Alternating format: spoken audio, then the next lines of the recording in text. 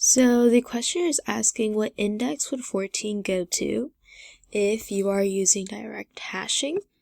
So I'm going to underline 14 because that's important, and I'm also going to underline direct hashing because that is the method that we're going to use for our hash table. So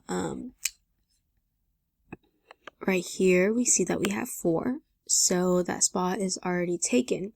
However, since we're using direct hashing, we know that data is often overwritten, especially if 14 belongs in 4, which it does because 14 modulo 10 is 4.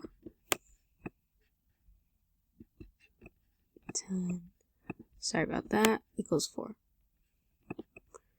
And so with that being said, your answer is 4, because now this 4 in this box will just be overwritten and lost, and that now 14 will go there. So yeah.